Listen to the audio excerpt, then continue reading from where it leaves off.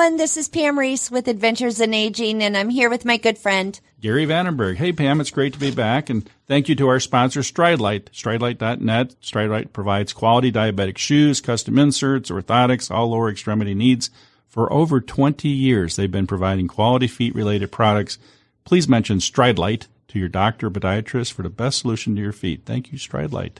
And also, we want to thank our listeners. Great. No, I'm loving it. And please keep sharing our podcast, talking about our podcast in a good way, and rating us highly. We certainly appreciate each and every one of you that tune in and listen to us. Good. What's our topic today, Pam? All right, Gary. So here's the big question. Are you growing older or are you growing better? How about if we grow older and better? Wouldn't that be great? So, yes. And, when you stop and think about it, we have that choice of how we look into our adventure in aging, right? We do. And this is a great topic to talk about the positive things that are ahead as we age. A couple of quotes here that come to mind. One is Oprah. We all know Oprah. Yeah. Oprah said several years ago, we live in a youth or obsessed culture that is constantly trying to tell us if we are not young and we're not glowing and we're not hot and we just don't matter. I refuse to let a system or culture or a distorted view of reality tell me that I don't matter. I know that by owning who and what you are, you can start to step into fullness of life. Every year should be teaching us all something valuable. Whether you get the lesson is really up to you. I like it. Very inspirational. So you've heard of Betty White. Betty White. Did you know Betty White, at least at the time of this podcast, she's 99 years old right now. She is. And very lucid, very together. Right? Right. What a wonderful inspiration. So in 2013, she wrote in People magazine, or there was a quote in People magazine from her, and at that time she was 90. And she said, best thing about being in your 90s is you're spoiled rotten. Everybody spoils you like mad, and they treat you with such respect because you're old. Little do they know, you haven't changed. You haven't changed in the brain. You're just 90 every place else, right? You look in the mirror. I'm looking 90. Right. Now that I'm 91, as opposed to being 90, I'm much wiser. I'm much more aware, and I'm much more sexier. There you go. I love that. I want to feel that when I'm 91. I want to feel what she feels. She's a great inspiration. We should go back to our, the genes and what good gene pool she came from, right? Right. That was amazing. And then President Roosevelt said, old age is like everything else. To make a success of it, you've got to start young. And I really think that's what we're going into today is at any age you can start to look forward to being better, right?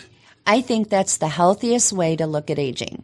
Isn't it something? And and I often said that, you've heard me on other podcasts, I think when old age to me is when you stop learning something new, when you stop trying something new or something different, and you settle. Or you stop living. You stop living. Yeah, that's good. So there was a study out there by the Australian Psychological Society, and they were saying, what is the biggest challenges of aging? What do you think those are? So probably maintaining your social networks and activities. Right. Feeling sad and loss. Right. Financial security. Am I on the right track? I think you're on the right track, yeah. And decrease in mobility. Isn't that something? So when you really stop and think about is aging, is it a blessing or a curse? What do you think when you hear that? Wow. It depends on what's happening in your life on a particular day. It changes. Sometimes it changes every day. So. Sometimes it changes 4 or 5 times a day.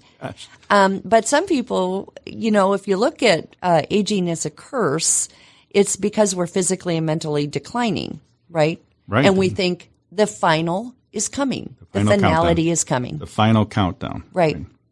And then I guess if it's a blessing, it's because you have that power of positive aging. If you have the power of positive aging, you look at growing old as just another journey. It's an adventure in aging, right? And while you're transitioning, you're kind of interesting. I was thinking about that the other day. I go, as I enter every age, I'm kind of fascinated. I'm more like inquisitive. Yeah. I wonder what's going to happen when I don't have the ability to do what I used to be able to do. What do you think you'll be doing? I don't know. I'm saying I need to replace it with something else. If I can't do one thing, if I can't, let's say I can't push a wheelbarrow around, right? Yeah. I do a lot of that sometimes. So do you see yourself reading more, sitting on the front porch, don't know, napping more. I would say I do find myself stopping and kind of taking it all in. I do find myself doing that more. I think we did have this conversation one other time. The older I get, the more present I am. Oh, yeah. I'm more present with the environment. Yeah, just stop, and I find myself just stopping sometimes, just taking it all in. I hope that's not early stages of something, but yeah. That's, well, there could be a diagnosis there somewhere. And then, there's obviously inconveniences that happen, right? So it's just how do we adapt to that? And I often say to when in assisted living, when I would talk about assisted living to potential families, I would say, your mom, she wears glasses. Why does she wear glasses? Because it helps her, right? She wears, a hearing aid. Why is that? Because it assists her, right? Right. She has dentures. Why is that? Because it's helping her to eat. Well, many times assisted living is just complementing what you no longer want to do or can't do. It's the same as those other things in your life, including like a cane or something like that. You just have to view, you have an aid. You have an assistive device. Right. But there's services provided, so you don't have to worry about dealing with losses, if that makes sense. So those devices should never be looked at as a negative, but as a positive in helping you maintain your lifestyle. Yeah. If your grandmother, your mother, even your spouse needed glasses, hearing aids, and a walker. I'm going to remember this, Gary. When I need those assistive devices, I think I'll just wear a sign that says, "Don't feel bad," because this is helping me maintain my life. And that's part of all this. So there are different theories about aging, and there's actually like 3 or 4 here that came to mind. One was the disengagement theory, and what was this was back in the 1960s. And believe it or not, what it was basically boiling down to is as long as you play a positive, contributing role in society, you matter. The minute you no longer, then society is looking at you as being you're disengaged. You no longer have value. You can just like disappear or go away. So that fear of not having value is real. And there's still a lot of people that grew up with that. Yes. It's not true, and we're saying do not live by that theory that once you no longer have no longer work or no longer provide for your family, something like that, that you are no longer an important human on this earth, right? Yeah, because you always are. Yeah, and so what's another theory there? So the activity theory, and this is about adults who engage in daily activities. And again, like you were saying, it's perceived as productive and aging successfully, but it takes into account the value of social interaction in aging gracefully. And social interaction is incredibly important for your own validation, to have communication with others and to have some camaraderie. The more you're alone, the more isolated, right? It's only natural that you are. And I can just relate this also to the elderly that live in nursing facilities or memory cares or assisted livings. Every day they're alone is a decline. They need communication and stimulation. Right.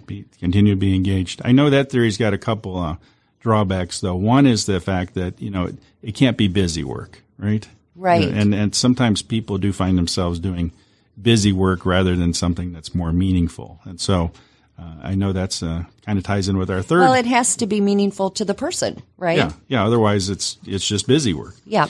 And then another theory is the continuity theory. And that's basically where you're taking your habits, preference, lifestyle from the past and you're trying to apply it towards your future. You're trying to say, how do I continue to do these things into the future that I like to do?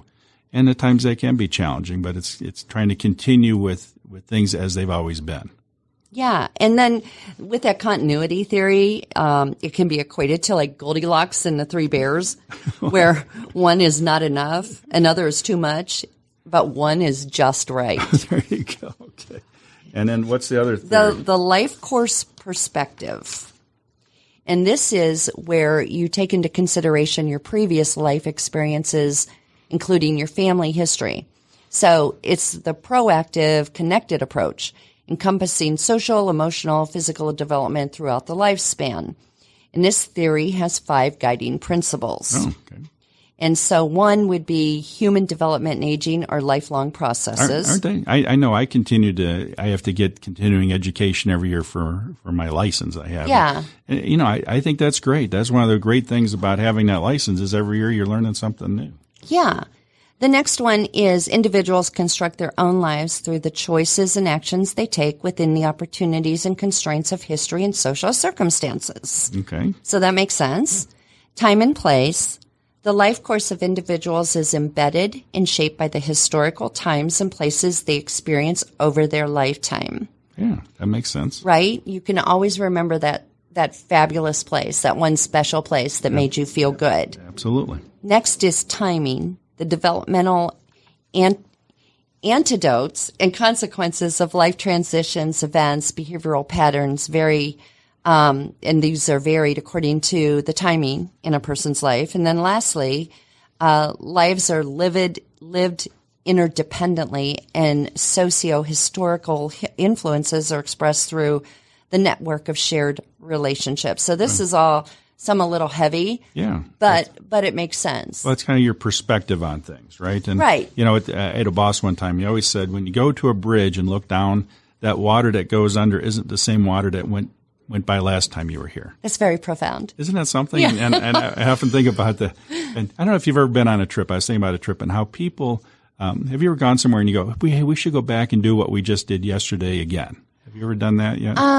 Let's go back to that last place and check not the next day. Or, you know. And, maybe a year later. And sometimes when you go back, it's not the same, though, isn't it? You were there at the right time. A lot of the times not the same. Yeah, and I think that's what that theory was trying to say is that, you know, you have to take it into the context of here and now. You know, people change, and if you had a family get-together this year, it may not be the same as it was last year. Well, what's sad is the older you get, that family gathering this year may be missing a couple of members next year. Right. And then as you get older, that starts to be something that happens. Yeah. Just like going to class reunions. Oh, yeah. I'm in charge of mine. Are you really? Every 10 years. And your list of attendees gets less and less. Yeah, or they don't answer anymore. They right. Just blew me out. One guy said he'd rather be boating. I love that than to come to a class reunion. Well, some people want to move on from high school. He boats on that day. You know, it was just the funniest thing. So there's also some theories of aging tied in with 3 rooms. 3 different rooms. Yeah, I've heard of this. And so the first room is called the practical aging room. So if you stop and think about it in your mind, you're in there, you've got your bucket list of things to do that are important to you. You have certain bouts of anxiety about your end of your life. You maybe have some depression and those types of things happening. But really what you're trying to do is you're dealing with the practicality of getting older. You know, you just are acting your age. How's that sound? The whole practicality of this is how I'm supposed to act at this age in my life. Do you believe that? I hope I don't hang out in that room very much. I don't want to be in this room. So let's move to the second room. Yeah, I'm going to the second room. Oh, I don't know about this one either. This is God's waiting room. The waiting room. The waiting room. Like a doctor's office waiting room. Just imagine a cloud waiting room. These are people who simply sit and wait for their name to be called to leave their life. No, thank you. Gosh. They're bitter and show little energy or interest in the world around them. And they're usually indifferent about their lives. I do not want to be in God's waiting room. Roll it up. Just waiting for the end of time, right? No, when it's my time, I want that. I guess I wanted the appointment where the door just opens. Oh, isn't that something? Yeah. I had a relative recently in a hospital emergency room, and the nurse said, I'm sorry it's late. Somebody was circling the drain. I haven't heard that phrase forever. So a nurse said this? Yes. Well, what professional nurse says that? I don't know. To another patient? Come on, Gary. They said. I would have been fired if I would have said that to a patient. My relative looked it up on their phone saying, "What? Do you ever heard of that?" I said, "Oh, yeah, I know exactly what that means." My gosh, I'd never say that to anybody. And then there's the third room, and this is where we should live. We should spend all of our time. And that's the positive aging room, having the right attitude about growing older, maintaining a positive mindset, healthy lifestyle, staying engaged, right? Okay, so let's imagine this for a minute. So I keep thinking of my brother, who is 66 now. He still has the same exact school buddies today at 66 that he did when he was 15. Oh, yeah. They still hang out. They still have Christmas, an annual Christmas party. They still do stuff throughout the year together. And these 66-year-old guys sitting around, I honestly can't imagine them saying, hey, I really love my life now. Isn't this great? You know what they do? They talk about all the great things. Oh, they reminisce. Oh, they reminisce for 40 years ago. Oh, good stuff. Good of stories. All the great life. Well, that's part, and we're going to talk about that this afternoon here on our podcast because, that's part of being positive aging is bringing up positive things in the past. Most people that are older tend to bring in the positive. They don't talk about, oh, do you remember when I broke my arm and I was laying in the hospital for a month? No, they don't. Unless you're a Debbie Downer and that's all you can think about. Most people that get together talk about something positive and constructive. But as we go on this journey, I think one thing is to let go of the baggage, right? And as we dive into this. How do you do that? So many people say, how do I do that? How do we do that? How do you let go? I'm just saying it's interesting how people still think that they're going to relive something or hang on to something that's, the world has changed. They've changed, right? And so what are the main things if we view positive aging in the future? We've kind of narrowed down a handful of different areas to touch on. And I always like to start with eating. For some reason, food has Gary, become you've been bringing this one up a lot. Maybe I'm lately. hungry today, but food is really, eating the right food is just hard for me to do. My wife eats salads like every meal right now. And I'm looking at those and I'm going, is there anything else? So would you say you're not a healthy eater? I would say it's hard to eat healthy. Yeah. And I don't know. And do you feel more tired if you don't eat good? Or are you okay? I just think if I ate what she's eating, I've done this. I'm hungry when I'm done with that. All right. You're lethargic. Yeah. No, I'm more like, that was a fun salad. Now what's comes next? Now what are we eating? Yeah. I'm like grazing, looking for something else. But obviously eating good things like carrots, spinach, fruits, broccoli, salmon, dairy, nuts. I like nuts and eggs. I like eggs too, but it's a challenge to eat. But, I think people that do eat well, are happier people. I do know that. And there's more of a process of preparing. She prepares these salads like some kind of, TV show. She does like a whole week at a time. She sets up like 5 days of salad. I love that. I love a good salad. And is there any techniques that you see when it comes to So there's the 80% rule. What is that? That's when you stop eating before you're full. Well, see, I don't know.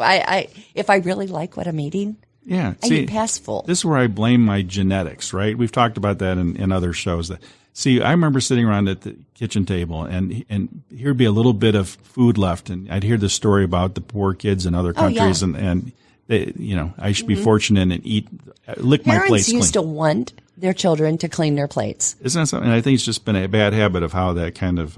I never did that with my children. I never made them sit and clean their plate. My dad and mom were always, you'll eat until you're full. Fortunately for us, we had dogs, and so you just gave the plate to the dog. Every once in a while, well, I would sneak something down to the dog. Yeah. But I do know, and we've heard that phrase before. Where is it? The blue zones, right? I'm fascinated now by the blue zones on planet Earth. Oh yeah, where the people live very long, healthy lives. Yeah, and it's fascinating to me that they're not necessarily the most advanced cultures. It's just the fact that they've taken into consideration how important food is. Eating the right foods obviously could be part of the places that are on the earth here that grow lots of fruits and vegetables or have limited number of cows walking around, I guess. Well, you know that people that live in the blue zones, they drink 1 to 2 glasses of alcohol every single day.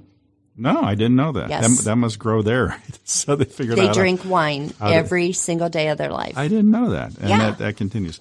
Now, another healthy thing to go into the future is exercise, isn't it? Well, how many times can we hear this anymore? I always hear that it's 5,000 steps or something, 10,000 steps, those types of things.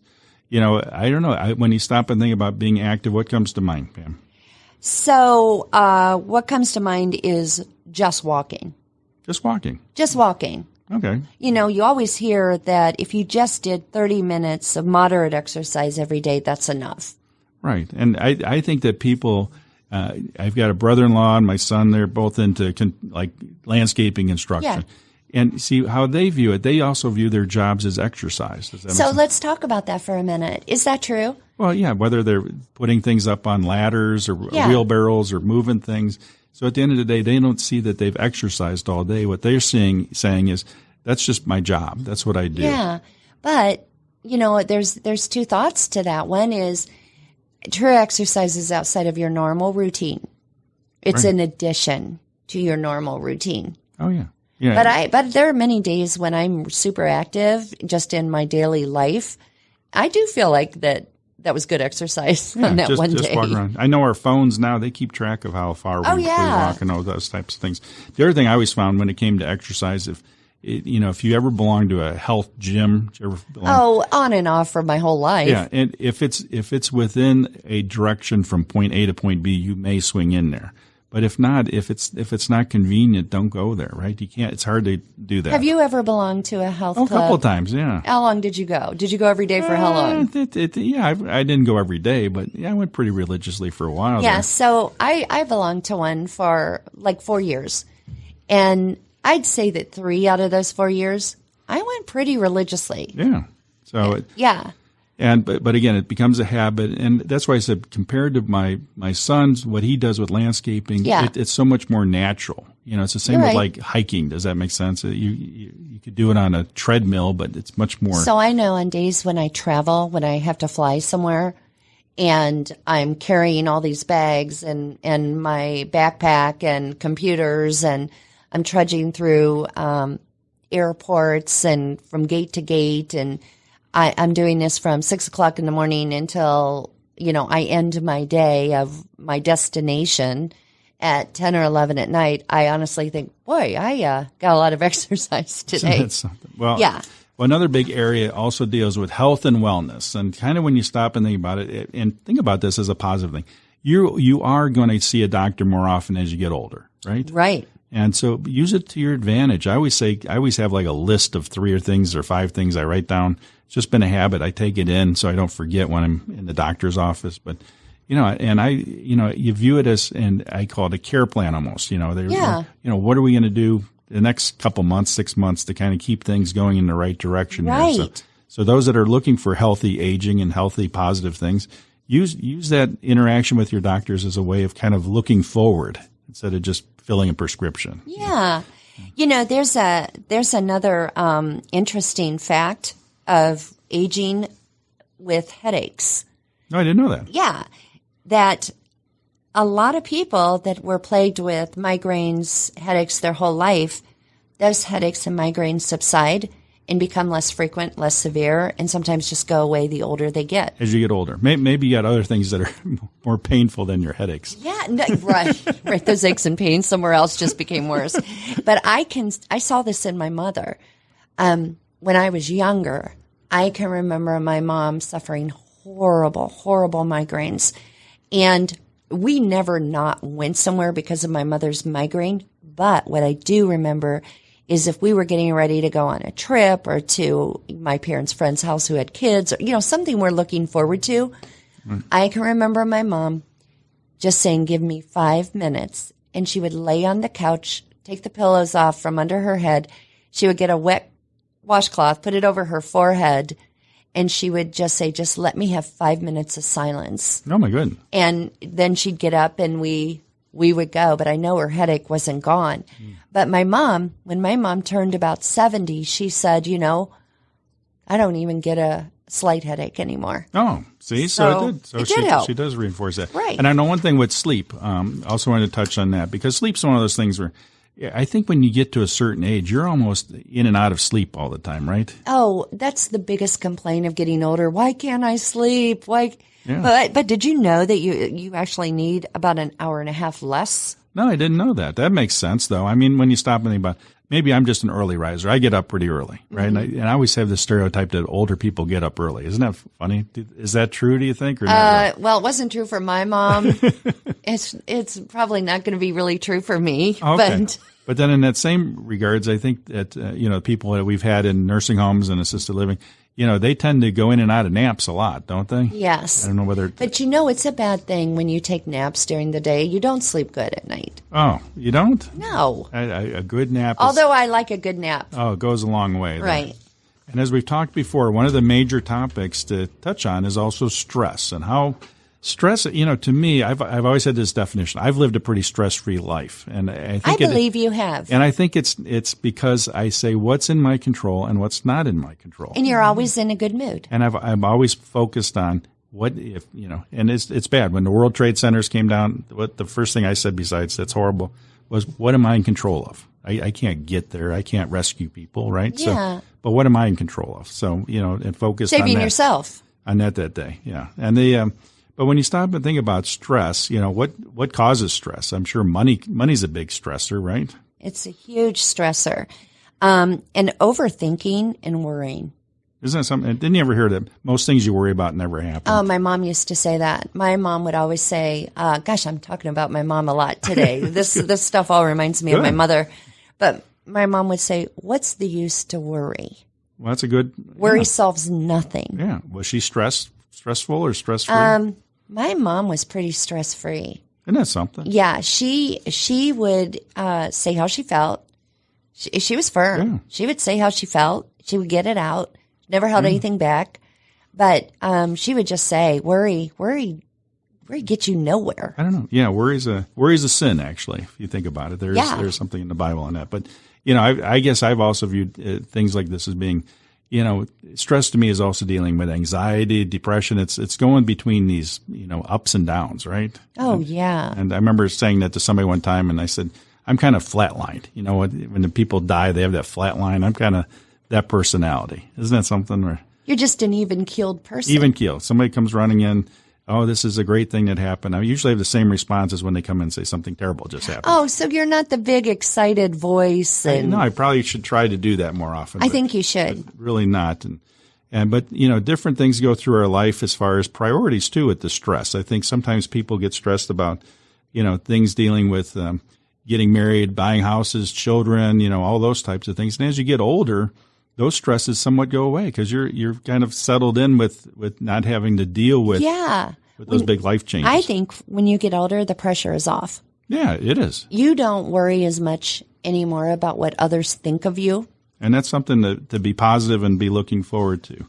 I think the next area here has to do with just spirituality. And what they found was people that are positive going into older age, I guess, if you go and you're active in what type of religious programs you participate in. Actually, it shows that if it can extend your life from 4 to 14 more years, believe it or not. Absolutely. If you belong to a faith-based community, you're incredibly more apt to have less stress in your life. Now, next one's interesting. The major category is connections and how important it is to don't let go of your social connections. Don't isolate yourself. Well, my mother-in-law, she's probably in her mid-80s, right? And she was one of the first people I've ever known to grab hold of like a tablet and go crazy on like Facebook. She loves the Facebook. Are you kidding me? Yeah. And she knows more about Facebook and stays more connected than, oh my than God. most anyone. Does she make new friends and groups? I would never, I don't know about that, but I know she stays really active with her family and she's got a large, offsprings and relatives and everything else. And how interesting that is that's how she stays social. She can't physically, drive around and get around to places that she used to. But the idea that she's able to stay in touch and communicate with people and in that way, I think has added a lot to looking forward to. Oh, my gosh. So 64% of Americans between the ages of 50 and 64 use social media. That's two-thirds, almost two-thirds of people. Yeah, and 37% over the age of 65 access social media sites. Right. So and Facebook is the most popular with 41% of adults 65 plus. Isn't that something? Yeah. So I really think that's an exciting way of looking at your future. If you're retiring, if you're getting older, think about that technology, how to stay in touch with people and how to keep your connections together there. Yes. Right? And you've heard about having the right tribes, having the right social tribes. Isn't that funny? I don't know if I ever heard that before. Well, yeah. So your tribe is your people. Oh, your people. You're hanging out with your group. You're hanging out with your group. You kind of think the same. You laugh the same. Yeah, it's positive, isn't it? Right. Something like that. Well, I think one of the great positive things looking forward to, and I'm not there yet, is dealing with being a grandparent, like a family. Oh, for me, being a grandparent is fabulous. And in what ways? So something I've always heard, you can spend more stress-free time with your grandchildren because you're not worried about all these stressors of being a young parent, right? Right. You're not worried about that. You can go home. Can't you go home? You can go home. But I honestly don't feel that as much with my grandchildren. But I absolutely look at activities through their eyes. Oh, okay. I enjoy doing things with them because that brings adventure to me. Isn't that something? Yeah. I know that with my children, I've got two, somewhat grown sons there at our house there. And, they do become more your friends though at some age. And you've said that your daughter, and my son, they're more my friends now. And I think about my wife and her connections with our daughter and her mother and how, they're all very close friends. Yes. And it's more of a friendship there than it is. My mom was my best friend.